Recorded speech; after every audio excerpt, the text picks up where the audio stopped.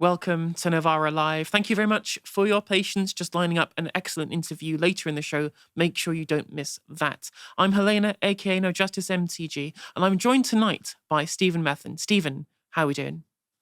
I'm pretty good, Helena. It's been a busy day in the studios where things have changed from sort of minute to minute. But I think we've got a really good show lined up for our audience tonight. We do indeed. Speaking of which, coming up tonight, Andy Burnham refuses to rule out a leadership challenge. A Cardiff Crown Court has overturned the convictions of 2 Palestine protesters. I spoke earlier today to one of them, Ayeshah and Nashua. And lastly, is a wealth tax enough to tackle inequality in Britain? I spoke to Aditya Chakrabortty about that.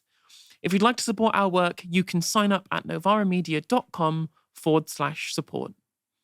And as always, you can make sure to let us know your comments in the YouTube chat, or you can tweet us on the hashtag NovaraLive. Now, before we start tonight, it's that time of the week, and tomorrow morning, our most popular newsletter will land in inboxes all over the country.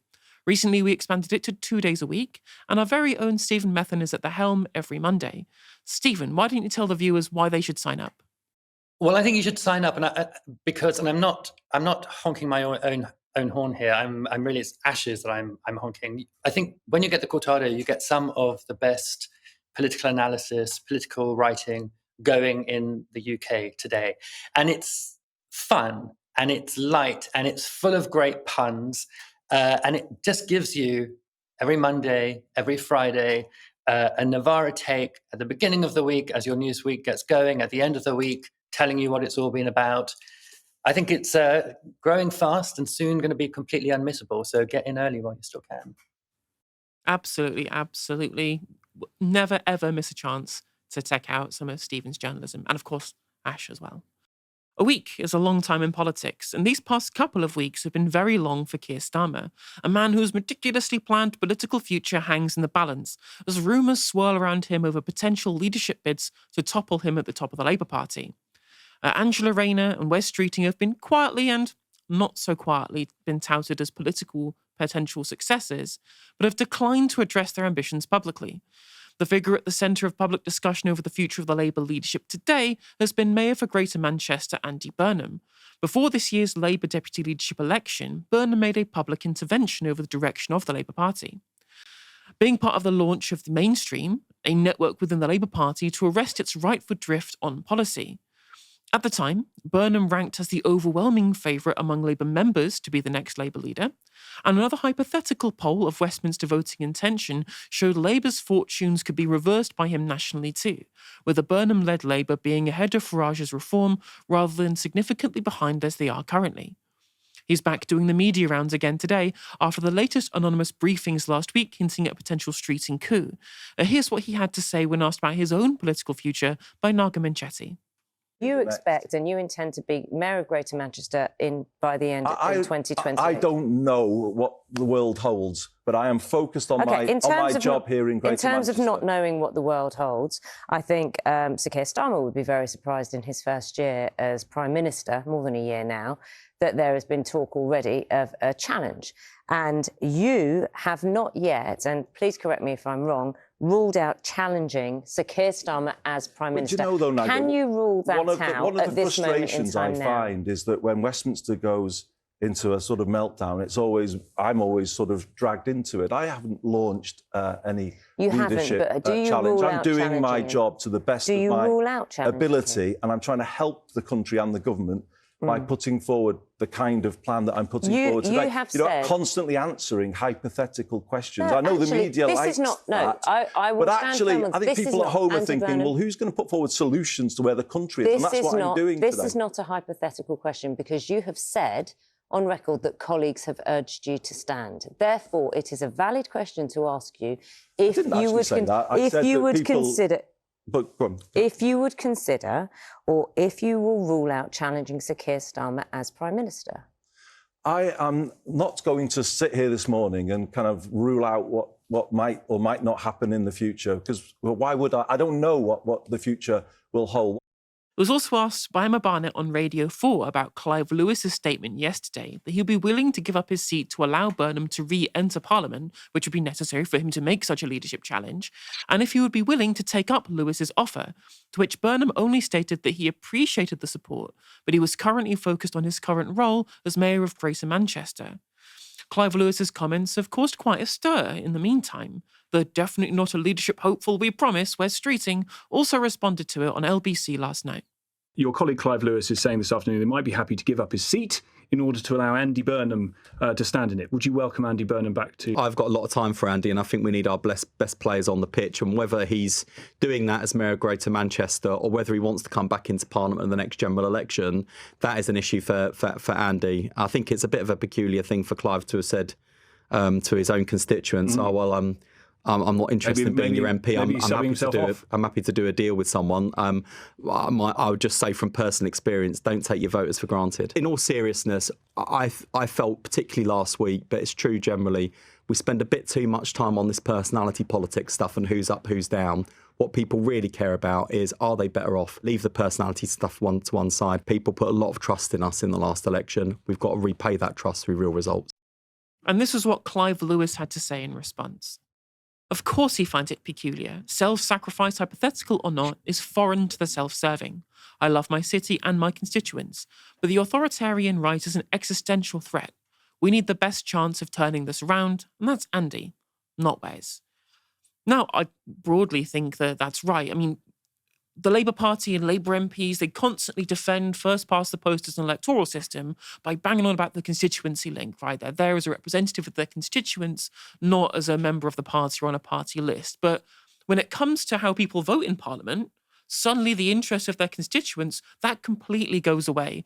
And we're removing the whip from people who think, well, actually, I'm going to look after my disabled constituents, or I'm going to look after larger families when it comes to voting against the 2-child cap on universal credit, for example. Suddenly, well, constituency link, caring about constituents, that has to come below the interests of the party whip and the leadership of the Labour Party. Quite interesting when that becomes relevant. And as for party over country, that was what was continually touted by the current Labour leadership over how they changed the Labour Party. The new direction was about acts of service towards the country. Yet Clive Lewis makes a very reasonable statement there that that's what his interest is. Like, I can be a Labour MP for my constituents, or I could have another excellent person from my party in his own thoughts representing my constituents. But if that interest of the country, where it's only possible to stave off the authoritarian right by having someone different in charge, replacing Keir Starmer is the right thing to do, then in terms of the utilitarian calculus, that comes above his own personal connection to his constituency in that matter. That does make sense. And broadly, Clive Lewis is also correct that the authoritarian right is an existential threat. Starmerism is actively rolling the pitch for Farage to become Prime Minister, and both voters and members are making their opinions on Starmer's leadership known in the polls. When you look at the favourability of political figures with those who voted Labour in 2024, Starmer ranks lower than Zara Sultana, Ed Davey and Zach Polanski, with the latter having the highest approval by far at +24, compared to Starmer's -10. But on top of this, their opinion of Farage is overwhelmingly negative with a rating of -72. That's right, the current Labour Party leader is less popular by a margin of 34 points than Zach Polanski, someone who's only been leader of a party for 3 months. The pandering to reform is alienating so many of their core voters that it's pushing them to parties like the Greens and the Liberal Democrats. And in fact, in the last YouGov poll, twice as many 2024 Labour voters are voting Green or intending to as are intending to vote reform. Well, who can blame them? They're just doing as they're told. If you don't like the changes that we've made, I say the door is open and you can leave. You can see how a potential change in direction, change in leadership, could potentially change Labour's fortunes. But the people in charge are oblivious to this, and as Starmer reaches a record low approval rating, the Green Party are reaching record highs in voting intention surveys, outpolling Labour with Find Out Now and almost equal with Labour in the polling with YouGov. Stephen, that poll showed there that even amongst the kind of people that were targeted by Labour in 2024 to give them the loveless landslide, like that coalition of efficient voters that they pandered to at the election, even amongst those people, Farage is very much hated by a huge, huge margin. Why do you think Labour think they can win these people back by echoing his politics?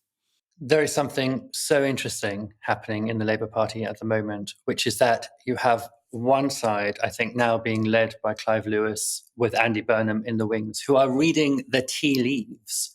And you have another side who are reading the old tea bags down at the bottom of the bin that have no sense about what the future holds or what is going on. And that's the right of the Labour Party, who are kind of stuck in a certain mode of thinking that they are so ingrained into, not just psychologically, but also politically, that it's hard for them to back away from it. You know, they've gone so far down a certain railroad that they've just got to keep going, even if it goes off the cliff. And they might even be hoping, some of them, the MPs especially, that actually someone will come along on the left of the party and save them from that cliff edge.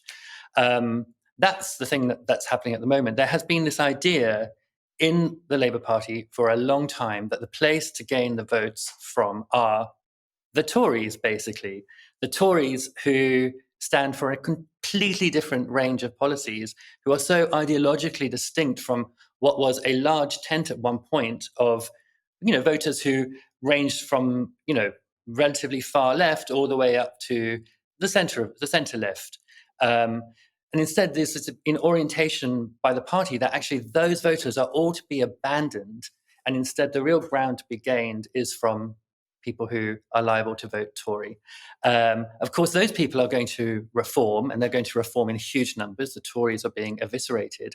And it makes no logical sense, no sense in any world that Labour should be competing on that territory for those voters when they are hemorrhaging voters, not even from the far left, or what was the far left of the party, but from the, you know, the kind of reasonable soft left of the party, who are disgusted by the direction that Keir Starmer and Morgan McSweeney have led the Labour Party in. And it's a completely predictable hemorrhage.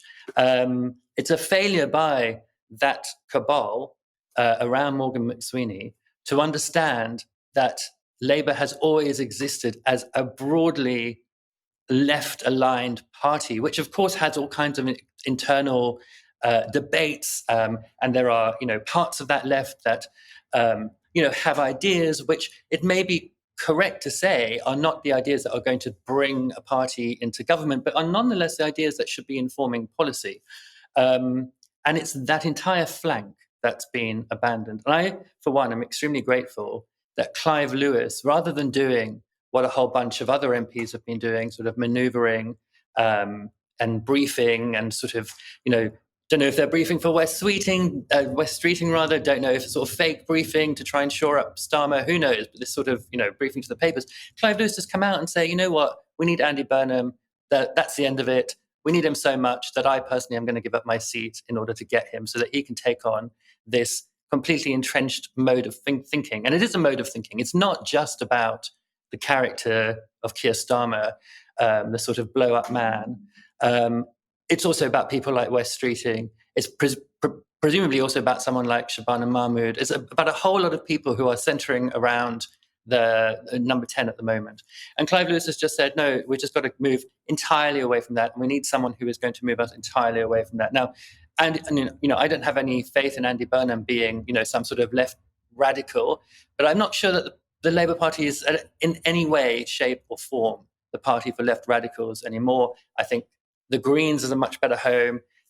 Hopefully your party will become also a home. Labour is over when it comes to those sorts of thinkers. So then what you have is you really just have a battle to move the party left towards, you know, more appealing ideas for the kinds of, you know, the voters who will be homeless after, you know, who find it very difficult to vote for Labour, but who may also find it difficult to vote for the Greens in terms of things like anti-landlordism and stuff like that. Plenty of landlords in the Labour Party. So I think that's a very interesting political demarcation that we're seeing happening. But, you know, those polls that you showed at the top, the popularity of Andy Burnham, you know, there are Labour MPs, or many of them on their first term, a whole bunch of nobodies parachuted into constituencies that they had nothing to do with, they will be looking at those polls and they will be salivating. They will be thinking, God, that is what we need. And they will slowly, because they don't have any political ideology, they're just there for pragmatic reasons to shore up Keir Starmer, and they will very happily shore up someone else if it keeps them in power. And I think that's a very good strategy for Burnham to sort of be, he's so popular in a way that he should be saying no. He should be saying no until there's an overwhelming tidal wave of begging from those MPs for him to come in and save them. And I think that will happen. I think you're right. And I think that the point of inflection, there'll be a point of inflection around the budget, but I don't think it'll be enough. I think especially when it comes to the Rachel Reeves-Keir Starmer relationship, they won't want to undermine the budget that they've done, but what reactions with the markets would be if they were to have a replacement for the Chancellor and the Prime Minister at the same time. And they'll probably be waiting if there was a potential leadership challenge brewing to topple Keir Starmer from then. But the real litmus test is what happens at the local elections next year. There could be a case, I think 3/4 or something around that number of the councils that are up for election in May in England are Labour defences. And lots of these in inner cities where you look at the latest polling and the Greens are ahead of Labour in London, only just, and that's the crosstabs on YouGov, right? So don't take it as read. It's a grain of salt is necessary. But clearly, parties like the Greens in London and Manchester and Bristol, parties like independent groups like we're seeing in Broxtowe and Nottingham and places like that, are really snapping at the heels of the Labour Party in these areas. And if they don't change course, and especially if the budget is bad, if the budget doesn't have at least something to give out as a fig leaf to anybody economically progressive, they could face a real test at those locals that could see them totally capitulate, especially in Scotland and Wales, and see huge numbers of their councils being lost from majority control or potentially lost entirely to different parties to their left. And if that happens, then that will be the biggest electoral test as a damning indictment of the leadership. And given that the current rumblings in the background say that they probably already have the 80 or so MPs that they need to trigger that leadership challenge, you have to expect it will happen immediately, quickly. And suddenly all those people who are being very coy about their leadership prospects, about their leadership ambitions, will suddenly come out the woodwork and declare that they're the people to save the Labour Party from what, again, looks like incredibly existential threat that's happening to them. They've never polled this low, ever. And lots of MPs were gearing up for a decade of serving their constituents are staring down the barrel of being a single-term MP. And that can be very dangerous. Lloyd Russell-Moyle was until last year a Labour MP. In May 2024, just weeks before the election, Russell-Moyle, a member of the Socialist Campaign Group, was suspended from the party following an anonymous complaint, which was never upheld. Russell-Moyle was replaced by Chris Ward, a former speechwriter for Keir Starmer, who won the seat but lost 7% of the vote share. Well, Russell-Moyle is now back in politics, but not for Labour. For the Green Party, which he joined today. Lloyd Russell-Moyle joins me now from a Trans Day of Remembrance event in Brighton. Look, the Labour Party has become more and more intolerant. They've become more and more intolerant of different views, and you see that how they've treated protesters trying to raise awareness around the genocide in Palestine. You see that this week even how they're talking about refugees and asylum seekers, wanting to even take their jewellery off them if they arrive with too much money, they say. Disgusting and disgraceful things. But they've also become intolerant of different views and ideas. When I stood in 2017, the Greens stood down for me, and many Green activists came and campaigned for me. They are my friends and they are my community. And we believed in collaboration and working together. The Labour Party's abandoned that. I don't think the Greens have. And in the Greens now, I see a welcoming party that wants to provide popular appeal and a broad church party, which I think is so important. Many different views, but one that is united in making hope normal again. In your deselection in 2024 and the experience you went through and your interactions with the people at the top of the party at the time, did that come into the way in which you made your decision today at all? Of course it did, because, of course, I felt like I had been treated badly. But the reality is that I'm not the only one. My local ward secretary in the Labour Party 2 months ago was kicked out of the Labour Party for attending a trans rights protest.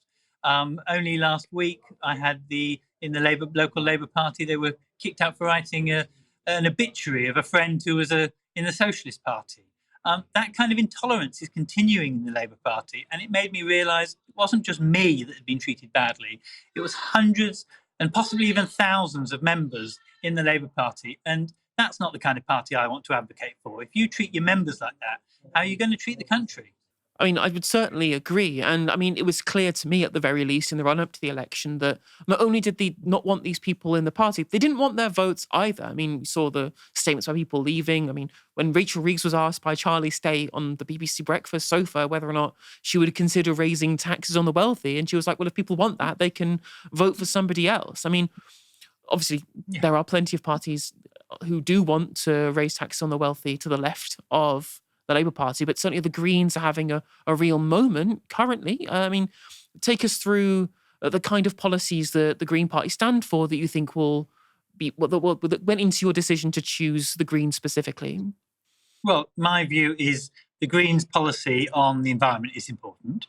I was Shadow Environment Minister for a number of years, but it is also the important policies of equality and particularly income inequality that we have in this country. The talk around a wealth tax to stop people hoarding money is so important. You might remember in the 2019 campaign, Emma Barnett really berated me for saying that we shouldn't have billionaires in this country. I genuinely believe that. We shouldn't have a country that allows a system that has billionaires accumulating wealth where poor people still suffer to not be able to afford food on their table in an evening. It is a disgraceful state of the affairs. And the Green Party offers a solution for that. The Green Party offers a solution also for nationalisation of our public services and is unafraid to talk about that when the Labour Party is still talking around a role for the private sector in the health service, for example. And you see the same with the same also on trans rights, where the Greens have constantly stood up quite right on those issues, and the Labour Party hasn't. So those are the kinds of reasons. And I must say, I want to get back to this trans Day of Remembrance Vigil that we are in the middle of having now, because it's very important for me to be in my community and to see my neighbours and show solidarity with them. Perfect. Just one last question before you do go. What would be your message to other Labour members, other Labour MPs, other Labour representatives who are feeling the level to which that they've been kind of dissatisfied with the current Labour Party? What would be your message to them today? I understand why you might want to stay in the Labour Party, and I have all full respect for you if you want to do that and to fight there. But my view is that the Labour Party has given up on you. They have said explicitly they don't want socialists in their party anymore. Keir said, if you want to go somewhere else. Well, when someone tells you that, sometimes we need to listen. And the Green Party is here, it is welcoming, and my view, it is a broad church party. It's not a party that will argue over factional issues like we've seen with other left parties as well. It is a broad party that is willing to listen, and I think that's what we need, a party that is committed to equality and committed to people and planet. And that's what we were all committed to as well. And I think people should come and join the Green Party. I'll be putting my name forward to be the candidate in my seat again, and the members of the Green Party will decide, because that's democracy. No imposed candidates, and I think every member will have a say, and I think that's exciting.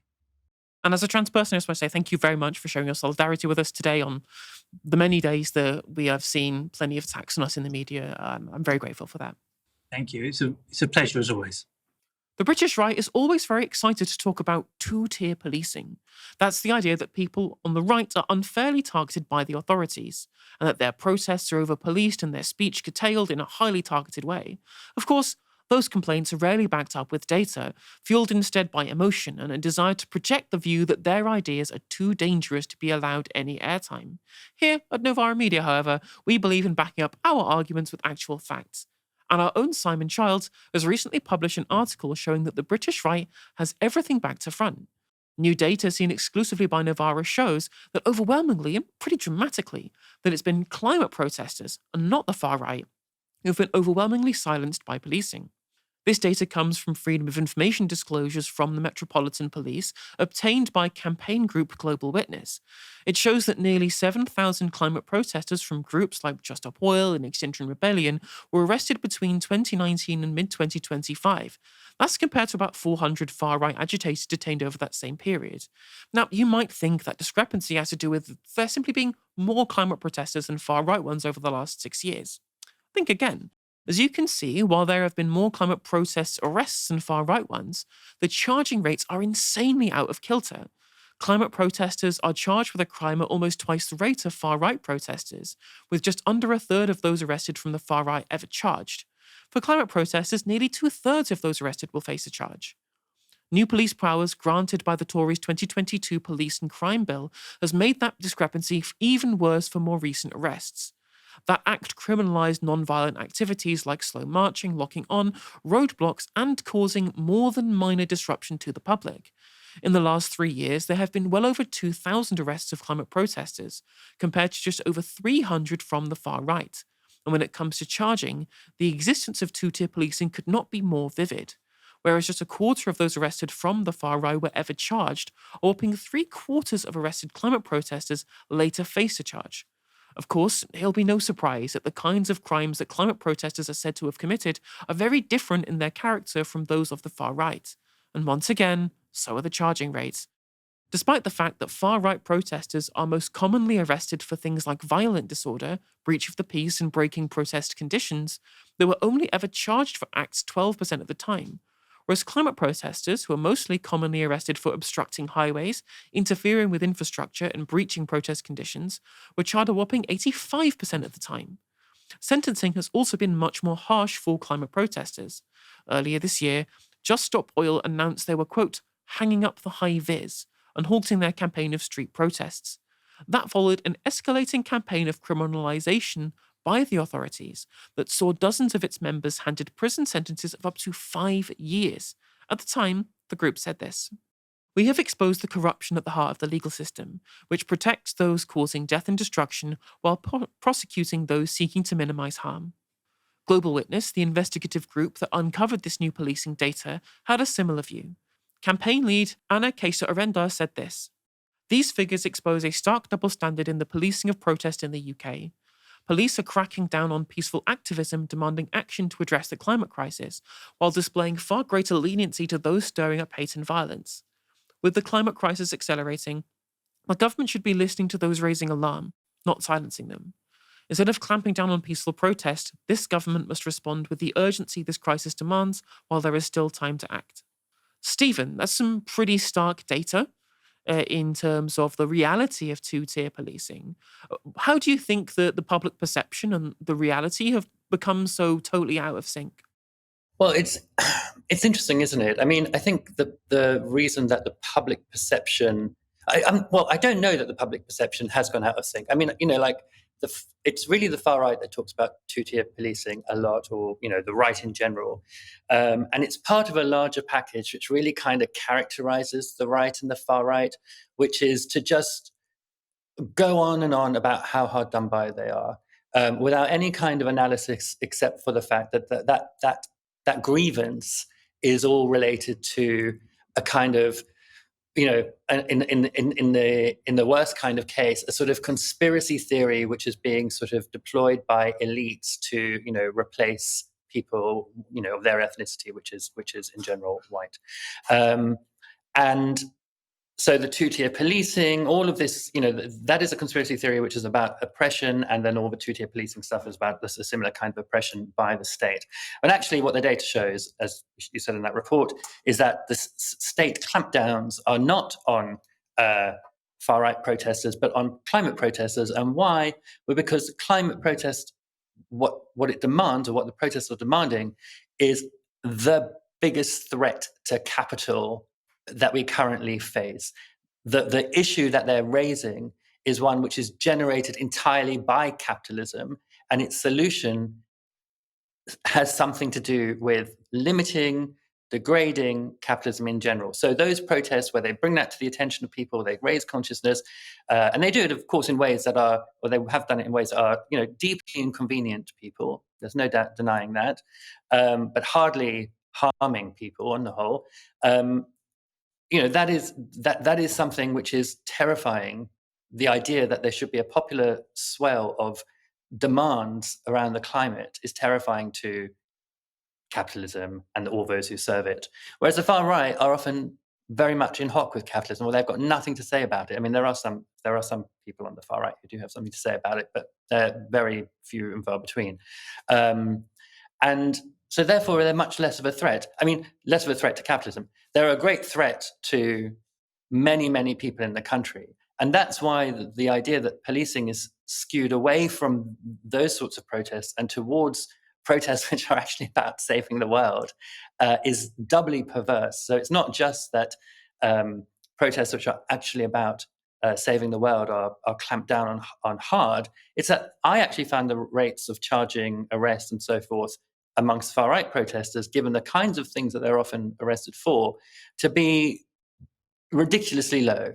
12% charges, 12% of people who are arrested under those crimes, which were violent disorder, breach of the peace, and breaching protest restrictions. This seems like very, very low to me compared to the 85% of people who are charged amongst climate protesters for sorts of actions which are much less harmful to individuals.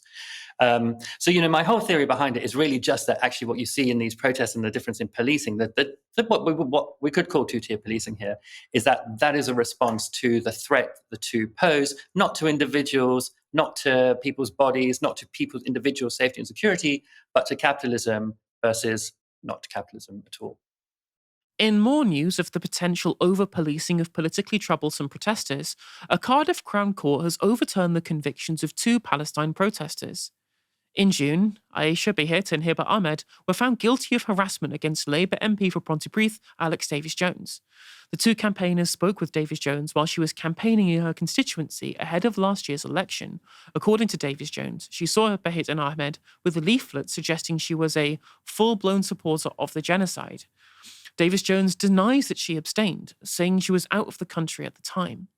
Having decided to speak to the 2 women, Davies-Jones said that she decided to end the conversation because it became, quote, more aggressive and confrontational.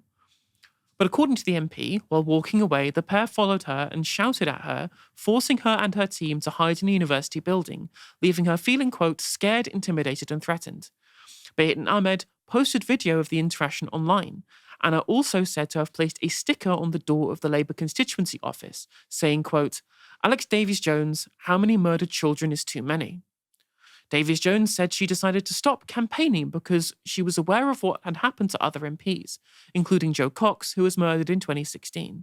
Behit and Ahmed were arrested and charged shortly afterwards, and convicted of harassment a year later. But in the appeal in Cardiff earlier this week, the lawyer for Behit and Ahmed said this: Alex Davies-Jones as an individual, but as a political figure, came as a whole. But she was never targeted in her capacity as an individual. It wasn't at her home address where she was targeted. This was political speech. It was very clearly to do with the Labour Party policy and decisions. It was not only in a public place, but it was within her constituency, in the middle of a national campaign for the general election. The BBC reported the result of the appeal, saying this: Judge Lloyd Clark said Ms. Behit and Ms. Ahmed had carried out a planned and orchestrated campaign intending to harm the electoral prospects of Ms. Davies-Jones. However, she noted that less intrusive measures such as police warning or civil action were not pursued prior to prosecution. Nothing in this judgment implies, or should be taken to imply, that there is any truth in the accusations made by the appellants about Ms. Davies-Jones. We are not satisfied that a prosecution was necessary. The appeals of both defendants are allowed. Earlier today, I spoke with Ayeshah Behit, and I began by asking her how the last 16 months have been. Quite surreal. A bit of a whirlwind, because we never even expected... we never even expected any of it. From the moment that 15 cops came and started banging at the door, the day that I posted the video, about 3 hours after I posted the video, and from that moment on, the state, the police, Alex acted like we'd committed a giant crime, an organised crime, and we've had non-stop harassment from the police. We've been followed by police when we were just walking down the street in Cardiff. We've been beeped at by police in cars, arrested multiple times, treated like we committed crimes for just sending an email about Palestine. And then obviously all the case management, we worked out we were in court 13 times. And then when we were convicted in June and the mainstream media published our names, and it went everywhere. Hibba, the cops contacted Hibba's job within a few weeks of Hibba being arrested, I think within 2 weeks, and told Hibba's job that she had been arrested for harassment and intimidation, and as a result was dangerous, and Hibba lost her job. It's just been non-stop, like a rolling bad luck, bad news after bad news, just losing everything. So it's just been a whirlwind of bad news, to be honest. I feel more like we've been harassed and intimidated in this situation. And seeing Alex on the stand talking about how she feels abused and harassed and describing what harassment and abuse is like for her, I was sitting there thinking, that's exactly what we've gone through. I mean, I'm assuming you were very surprised when you were arrested. It sounded like a pretty traumatic experience for you. As for Davies Jones, she says that she was frightened, as you pointed out there. What exactly did you do in the first place? On the 26th of June, we were literally the street below the street that we lived on, and by sheer coincidence, we saw her across the road, and she approached us.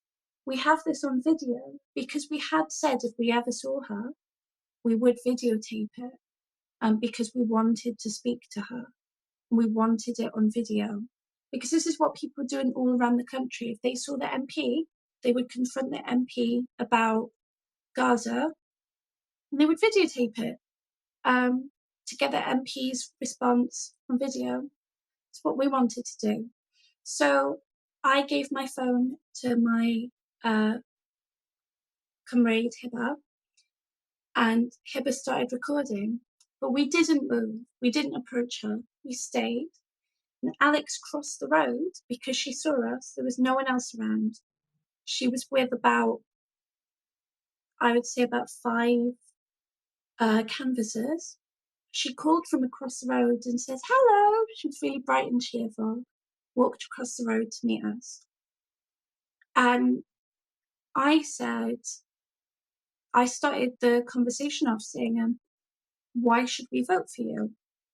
And she spoke for about 30 seconds. She was saying, I'm really passionate about Pontypridd, about our local area, about teachers, about the NHS.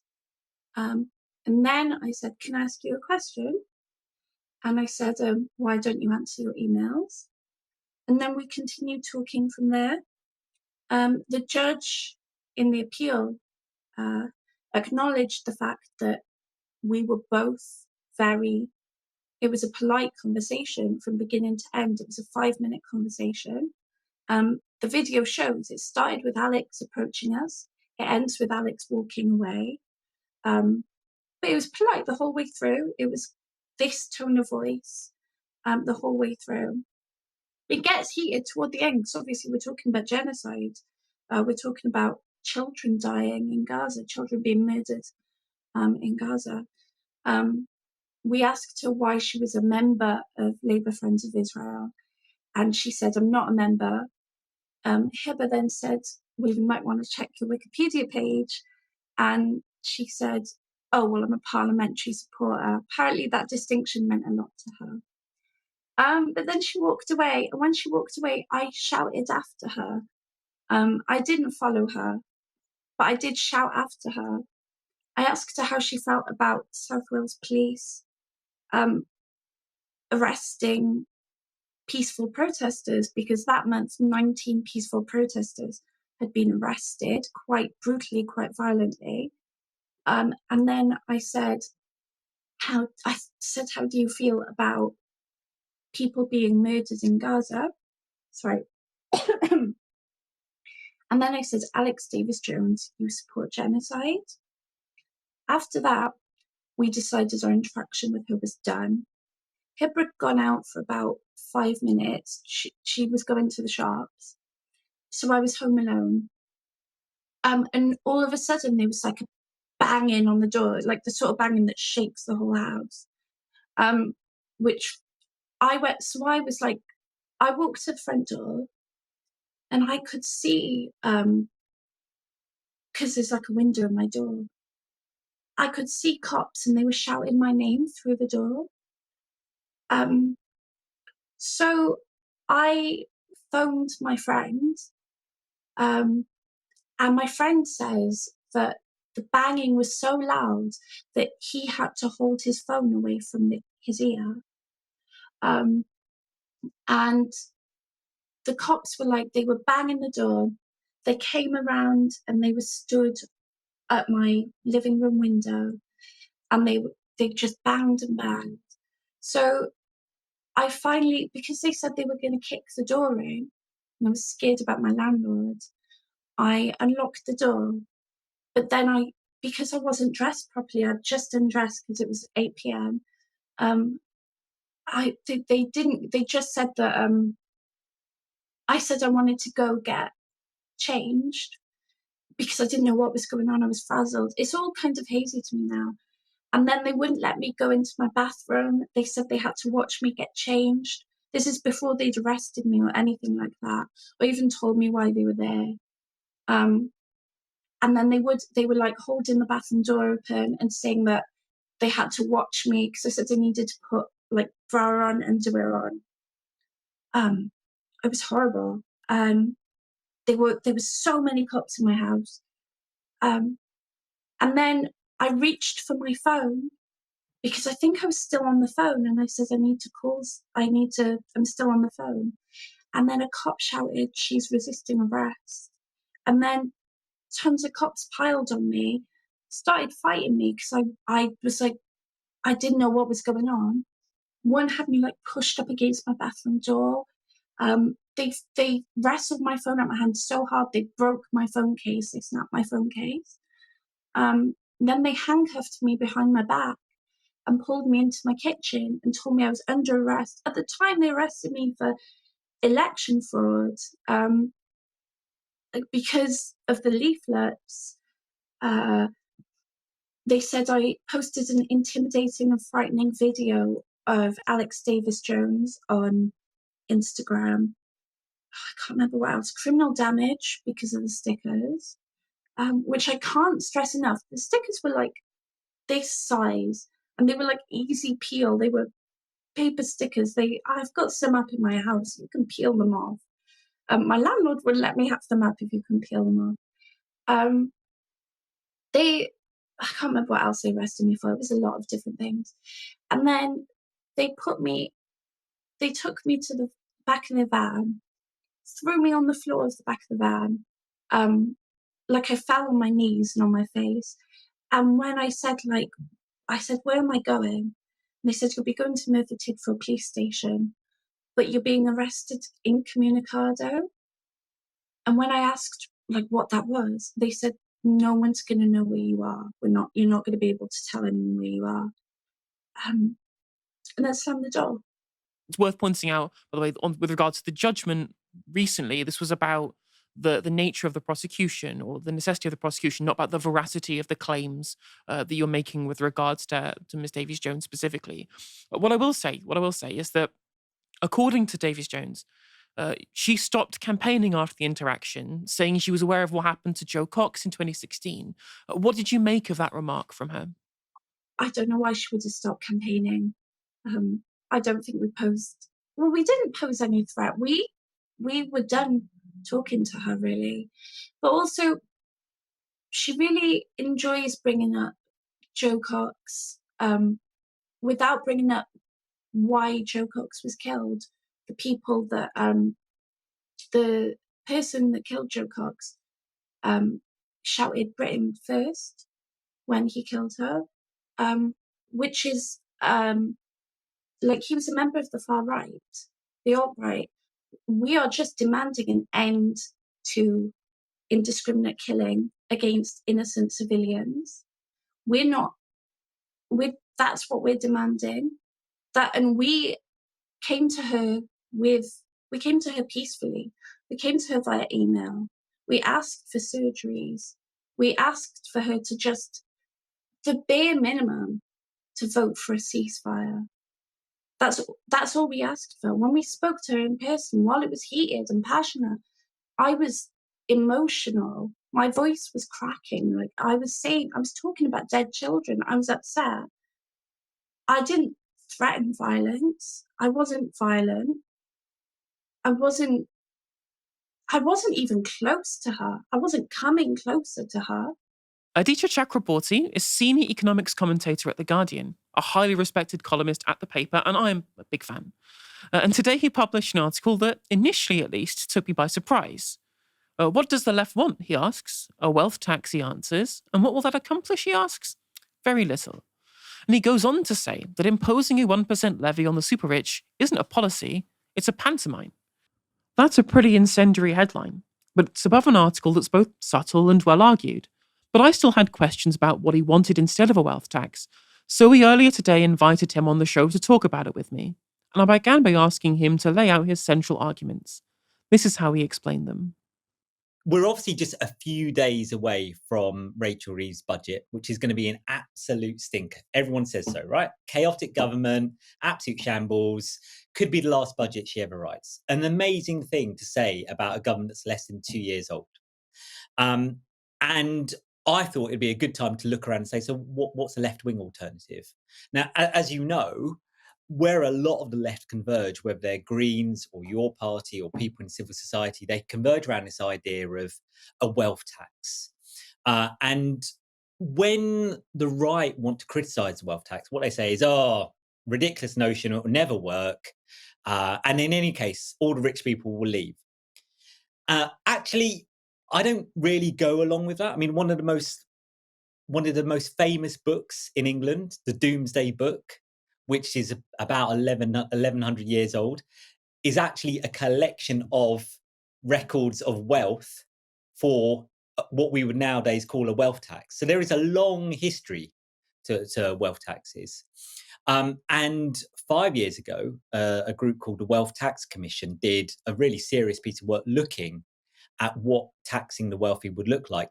And they came up with a policy which they said, would pretty much work. It was pretty extensively worked out, called over 50 experts, economists, politicians, tax inspectors. And they said, what you should do is you should hit the wealthy. And their definition of wealthy was quite generous. So it included people who are living in £1 million homes, all the way up to the billionaires that are so much a part of the popular imagination now. But what you should do is you'd hit them once. And if you did that, you'd get £260 billion, roughly, which is a lot of money.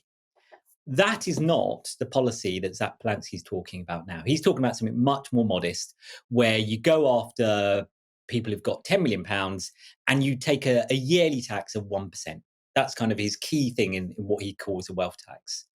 And the guys at the wealth tax looked at that and said, well, you would raise some money, but much, much less, £10 billion. Now, £10 billion is a lot of money for me. I could do with £10 billion. I'm sure you could too. But in government terms, it's tiny, right? It's less than 1% of what the government spends in a year. And so what I'm really saying in my piece today is, if that's your big policy, then you need to think a lot bigger, right? And you shouldn't just be thinking about how you're going to raise more money, but you should also be thinking about some of the framing that you're talking into when it comes to why you need to raise this wealth tax now, and also where these assets come from. If you're talking about taxing assets, then we should also be thinking about who owns those assets and how we get fairer ownership of those assets. So where I think Zach Polanski and Zara Sultanen, TUC, Gary Stevenson, where I think all of these people are right, is that we've gone through something like, we're coming up to 20 years of wages being pretty stagnant and asset prices haven't really taken off. And so people are thinking, well, how do I get more money out those asset values, especially given that they went up so much when the state held rates down to near zero?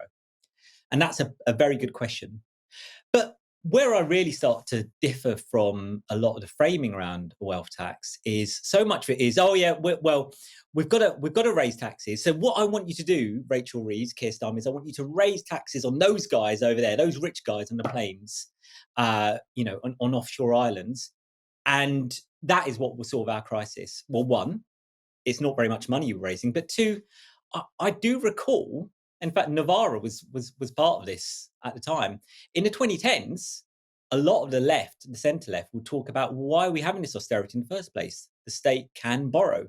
It remains the same logic that we used back in 2010 against George Osborne's austerity is the same logic we can use in 2025 against Rachel Reeves' spending cuts, which is your fiscal rules are part of, if you are effectively talking us into a fiscal crisis. If you keep talking about the fact that we're going to fall afoul of these forecasts done at certain times of year and that have to hit arbitrary targets that you have selected, then of course we're going to have a fiscal crisis.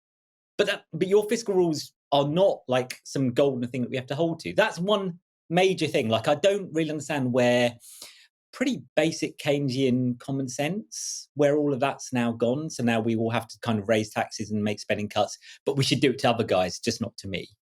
And then the other thing that I think is, I hope that people watching this kind of are already thinking about already is, obviously we've got a huge issue with inequality in this country. It's one of the most unequal rich countries in the world, right? So just putting tax on that is not a bad first step, but it's only a really, really small step, and we need to be aware of that. The program needs to be a lot more ambitious, right? We should be thinking about how we get assets which are held in common ownership, which is in my piece I talk about, for instance, building more social homes, but also how you redistribute assets from people who hold them at the moment to the rest of us. So you might remember that under Jeremy Corbyn, the Labour leadership had a policy of trying to move company ownership from shareholders to workers. That's not part of what the Greens are talking about, and that seems to have disappeared from a lot of the discourse. But stuff like that just strikes me as being really valuable elements of a different way of political thinking that we should be taking up and advancing now. Obviously, there were kind of two main thrusts that you had there. One was about the actual strength of the individual policy of the wealth tax itself and its place in the wider policy discussion when it comes to kind of broader left politics. So when it comes to that, is it your concern that parties of the left and politicians of the left don't have enough outside of wealth taxes, or that if they do have them, they're not talking about them enough? Or what's your main concern there of those kind of that broader criticism? So I mean, I look particularly at the Green platform, since they are now doing so well in the polls, and in a few months' time, they are likely to do very, very well across urban Britain in the local elections. So I looked at them in particular, and they've got some policies around taxing wealth. They've got this wealth tax that Clancy's talking about. They've got something on capital gains, which is basically if you sell your second or third or fourth home or a company, the amount of money that you pay into the exchequer as a result of that. And they call for that to be made equal to income tax, which seems perfectly fair. In fact, it's the system we used to have before Tony Blair and Gordon Brown came along. So I see no problem with that. The issue, as I see it, is a lack of thinking big enough. I think a lot of people on the left in this argument have got used to pushing for a wealth tax as a way of lobbying Rachel Reeves and Keir Starmer, thinking that they'll be in government. Well, I think we're moving to very different times when not only those two might not be in power for that much longer, but also the Greens are about to become a major political force, which means that what you can call for and what you ought to be thinking about should be a lot more ambitious. We're no longer in the case of simply lobbying for one result that we hope we might get. You could be in a position where all sorts of things become possible. Who becomes the next prime minister? That's up for grabs, right? What they stand for, that's up for grabs. What the fight will be about in 2029, that's also up for grabs, right? None of these things now are as certain as they looked 6 months, 9 months ago, right? As when we started the year. So I think now's time to really start thinking big. And the piece that I've written today kind of fits into a kind of something I try to do quite a lot with my work at The Guardian, which is trying to push people to think a bit bigger about what the possibilities are. It just strikes me that now is actually a very good time to do that you're no longer shouting into the wind, that you might have a very good chance of actually changing the argument. And so now is a time when it's beholden on us to start thinking big enough and start shouting loud enough. I think the response that I would expect from the Green Party more broadly, as it's the party that obviously sets policy with the Greens, rather than specifically like Zach Polanski or some kind of policy like framework like they have with the Labour Party with their NPF. I think the response that you get would be that there are bigger plans that they do have, like the desire to abolish landlords, this policy that came through at the last conference, which was about how property wealth in this country is very entrenched in certain classes and certain generations, especially when it comes to using that as a way of generating rental income. And the abolish landlords policy was a way of making sure that that wealth was more fairly distributed. The idea of changing council tax and stuff like that to become a land value tax, which would be a better way of redistributing or penalising asset consolidation, especially amongst kind of property, and land would be a way of sorting that out too. And I think what Zach Polanski will probably come across with saying would be that, well, we do support obviously a wealth tax because we want to get political buy-in from people in the idea of a larger state, but without there being a target towards the people who have the most amount of wealth, it would be difficult to get buy-in from a broader public when it comes to being able to pass like higher tax budgets as well. And he probably would also respond and say that when he was asked about the wealth tax by Laura Kuenssberg on the BBC, he pointed out that, well, actually, we can spend in a Keynesian manner very frequently. Like what we can do, we can afford, is what he's been saying on the media rounds. And that when it comes to the wealth tax, that was about the inequality of asset ownership and trying to redistribute those. So I think that would be the kind of the main response that you'd get from people of the Green Party who've helped set policy on this, regards to the kind of the way that the narrative is being used in the mainstream. Now, when it came to the inclusive ownership funds, I absolutely agree with you. I think that all left-wing political parties should be looking at the ownership of companies, the ability that workers have to affect their own workplace and own their own workplace, and that policy prescription in 2017 and 2019 is an excellent way of being able to do that. I would love to see that being a more talked about policy. But in 2017, Labour didn't really talk about it because it was quite technocratic. Whilst it was radical, it was difficult to get a really good soundbite to campaign politically to get people to vote for you. So they talked about, taxes on higher earners and social housing, et cetera, et cetera. But what would be your kind of response to people who would take issue with the idea that the left aren't thinking big enough? The first thing I want to say is none of what I've said, either to you or in my piece today, none of it's aimed as a pop against Zach Polanski, who, in particular on migration, has, I think, done a heroic job, but is often puts himself in the right place on a lot of these arguments. We can do whatever we can do, we can afford to do it, comes from Keynes. And it's a shame that basic logic of government has disappeared from people in government, right? So it's not, I want to be clear, I'm not making an argument because I really dislike the Greens or anything like that. The opposite. I'm taking them seriously and then saying, should we not? So as I say in my piece, there's a little bit of teasing, as you'd expect from a gadfly who works for a newspaper, but in essence, I hope it's constructive. You're right, Helena, to talk about some of the other ideas that have come out of the Green Party conference. The point I suppose I'm making is, one, in terms of time, there isn't an awful lot of time now. Politics is now moving very quickly, right? In exactly the way that people have always, I think Novara's often talked about how volatile politics is. Well, now it's getting really volatile, right? Because right at the top of government, there's going to be very likely to be changes. So the opponents of the government and people who want to move the government and move the political culture, now is your opportunity. Now is the window to start putting out stuff, right? It's no longer a case of conferences, papers, working up policies, trying to do a press conference, or all the kind of machine politics that you and I are very used to. That we don't have as much time for that stuff right now. The second thing I would say is, that some of the stuff that the Greens in particular are talking about, but other people in civil society are proposing, there's a lot of promising noises being made.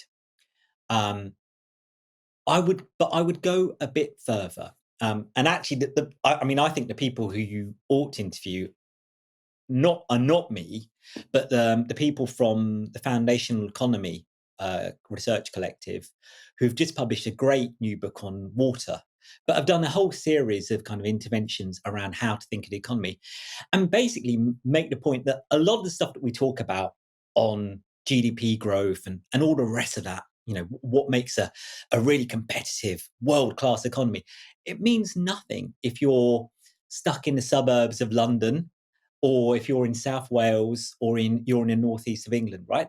These kind of policies and proposals that government talk about, they don't hit you at all. And they're not going to improve your life. Now, what would help you? Well, all right, abolishing landlords is a good sounding policy, is a nice sounding policy. Let's take something different. Let's take something really basic in my everyday life. Water bills, right? Everyone pays water bills. Why is it that we abolished poll tax really quickly when it came to local government, but we have the equivalent of a poll tax in the way we pay our utilities, right? It doesn't matter how much money you have, how much money you're earning when it comes to paying for your basics, such as heating and water, right? What matters is how much you're using. Why? Why not think more radically around the kind of the basics of the everyday economy? To use a term that actually I've written about consistently over the years, the everyday economy is where we ought to be targeting our attention, not billionaires, not thinking about landlords and the kind of stuff which makes for nice imagery and gives you a sense of who the pantomime villains are, but they lead you quite far away from people's everyday experiences of how they can afford to heat themselves, to eat, to get through to the end of the month, to keep themselves in enough water, even, right? That's kind of it's kind of the register of politics that I'm talking about there. That there's a great tendency on both the kind of the centre left, but also the kind of left to think about big abstract ideas. On the centrist, it's growth, GDP growth. That's what we need.